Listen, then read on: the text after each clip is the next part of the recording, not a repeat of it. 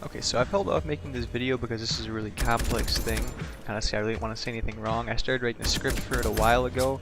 I really don't think that's the best way to go about this. I think honestly, just with community outcry, if you look on Reddit, there's posts, just literally almost every single day about the sniper rifles in this game, and I was going to sit down and really analyze everything and then talk about it really in depth.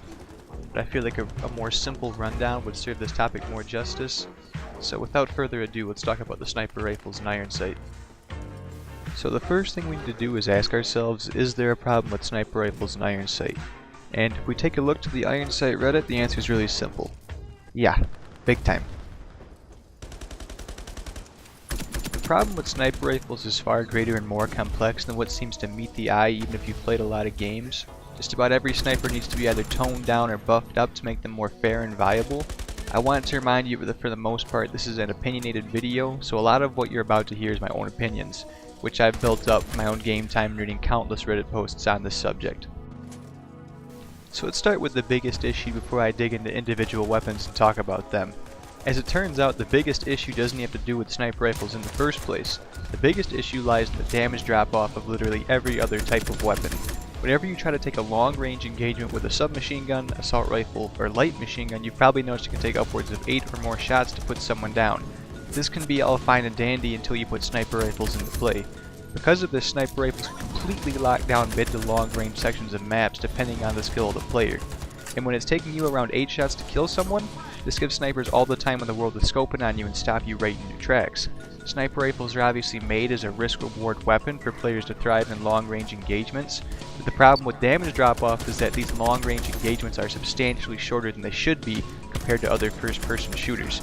So that leads us to our first and biggest fix, which would be to decrease the effective damage drop-off on non-sniper weapons, so that way doing battles against snipers can be more viable and fair.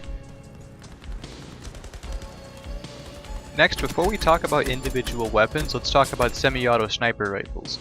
These are a tough nut to crack because semi-autos are really difficult to balance properly, but the problem in Ironsight is that literally none of these weapons are viable. You don't have to play the game very long to realize that spray and pray is very real here. The SMG rush is more viable than ever, with hipfire being man's best friend. Now, taking into account semi-auto snipers literally will only one-shot someone if you hit them in the head. So albeit your first shot will definitely hurt them substantially, they have plenty of time to hurl a swarm of bullets at you before you can confidently pull on a follow-up shot, meaning you have to be an absolute ace and get consistent headshots to get any good use out of these weapons. The community is definitely less vocal about this issue because bolt actions seem to be the elephant in the room, but I feel it's worth talking about. I like to think Call of Duty 4 had it right with the Barrett 50 cal being able to do one-hit kills on the upper chest alongside the head, but with your follow-up shots being tricky, it makes the weapon as a sniper should be, a risk-reward weapon. I suppose the inclusion of a hardcore mode would help as well, giving semi-auto snipers the light they deserve, but a hardcore mode should not be necessary for a weapon to be viable. I like to think in the core gameplay every weapon should have its place. So really there's two fixes that could work here for semi-auto snipers, and that's either going to be A, you increase the base damage allowing for one-shot kills on the upper chest, or B, you can decrease the recoil to make follow-up shots easier to take. Lastly, let's talk about individual weapons, and by that I mean let's talk about the Blazer. Oh boy, the Blazer. The go-to sniper rifle for all the aspiring quickscopers. This is the point in the video where some people might disagree with me heavily, but that's okay because this is all opinion. The Blazer is arguably the easiest sniper to use, and there's inherently nothing wrong with the weapon being easy to use. The problem is why the Blazer is easy to use. The Blazer has a considerably fast bolt cycle rate. Tag that with its fairly short scoping time, and it's the oh my god, look at the feed sniper. If you're playing from decent range, the Blazer can absolutely pop off and get kill after kill if the shooter is skilled enough. And like I said, alone, there's nothing wrong with that. If you're good with a gun, you should be able to put in work with it. The thing is, the Blazer can go toe-to-toe with assault rifles and submachine guns thanks to its ability to quickscope easily.